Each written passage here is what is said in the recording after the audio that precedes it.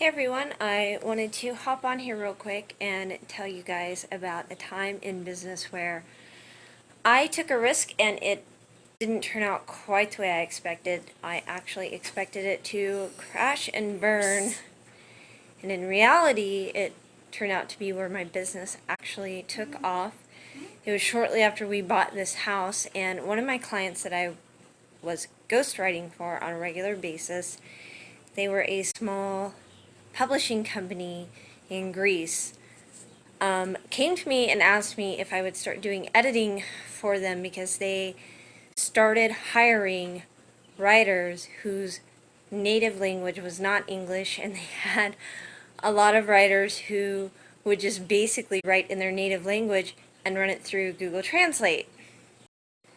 And honestly, at that time, I felt really overwhelmed even thinking about saying yes to that, because between the writing that I was already doing for them and the one or two other clients I had in addition to them, and the 3 children that I had, I wasn't even sure that I could handle all that. And of course, looking back, that was like 4 years ago. I was overwhelmed and I didn't know how I would even get it all done. And if you can't hear in the background, that's my 10-year-old son who has autism and is considered primarily nonverbal. And at the time, he would have been 6, and he had a lot more out-of-the-house therapies then than he does now, and it was just overwhelming to even think about taking on even more work. But I knew that I wanted this business to keep growing and wanted and needed it to become more of a full-time venture, right? And so despite the fact they had these really tight deadlines, and looking back, I thought, now, hindsight being 2020, the deadlines that they wanted now, with me having more experience, were absolutely ridiculous. Especially since they still wanted me to meet my deadlines as a writer. But back then, I didn't know really any better. I was just like, yeah, okay, sure. So, I took a lesson out of the Grant Cardone playbook, the 10X book, and I was just like, I said yes and just decided to figure it out. So I enlisted the help of my husband, and like my next door neighbor had an adult daughter, and she could edit, and I knew that. And she had a new baby too, and I knew that she wanted to make a little extra money because we had talked about that kind of a little bit in the past about different things. And I knew that my husband had a friend named Molly that he went to the jiu-jitsu gym with, and so we had talked. She wanted to do some editing, and so she kind of stepped up to the plate too. And so I just had one or two, here and there people step up, and I basically gave them, whatever books that came in that I couldn't take on myself, they took on, and they would edit them and send them back to me, and I'd run through them real quick to make sure that nothing was missed. And then when the clients paid me, I just sent them the money. And this was a client that, I didn't work with directly through Upwork, so, I didn't have to worry about terms of service being violated or anything like that.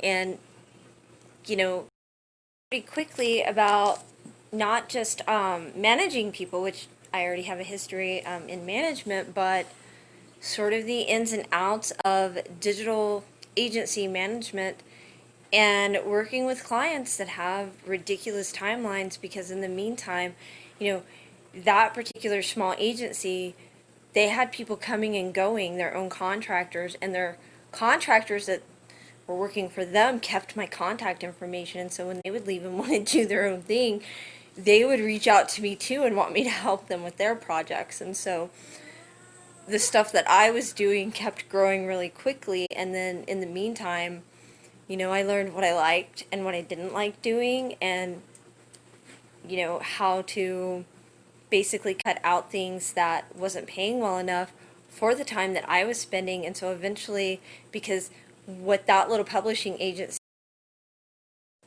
well enough, but that was actually kind of where I got a really good kind of an introduction into not just writing ebooks, but also really learning Amazon's algorithm and properly choosing keywords and how to write a good title and writing your description on Amazon and things of that nature. And then, like I said, I really kind of learned the basics of digital agency management and what to do and what not to do. And of course, really learning to play to the strengths of what the people I started working with, what they liked and what they didn't like, because I told the people that I started working with, look, if you don't like certain projects, let me know so that I can help you find things you do want to work on and what you don't want to work on, because I didn't want these people up and quitting on me, because then I would be screwed.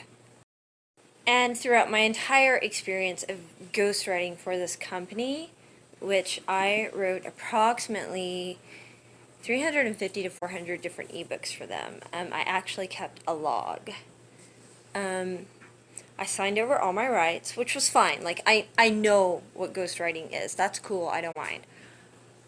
I learned that overall, for most clients, I do not like ghostwriting unless I am paid well up front, because I was a bestseller multiple times over for this particular company, but based on what they paid me, which was generally 1 or 2 cents a word, it wasn't worth it because I wasn't paid well enough up front to really make it worth it for me. Even though some of it was on Kindle Unlimited, which, the KU program only pays based on, certain number of pages read. But if you know what you're doing, even with KU, you can still make bank, especially if you position yourself in the right genre and with the right keywords, have the right cover art, things of that nature. You can make bank if you know what you're doing. And they did. They knew what they were doing as far as that was concerned. I know what I'm doing now. Like I said, I learned a lot of lessons from them. So, overall, I learned a lot of lessons working with them, and that's great. So that's kind of my story for you guys today. That's a time that, I worked on a project and it didn't quite turn out the way that I expected, but I learned a lot, and it really, really shaped where I'm at today as a business owner. So my moral would be, pay attention to what you're doing, learn to say yes, and figure it out for your business.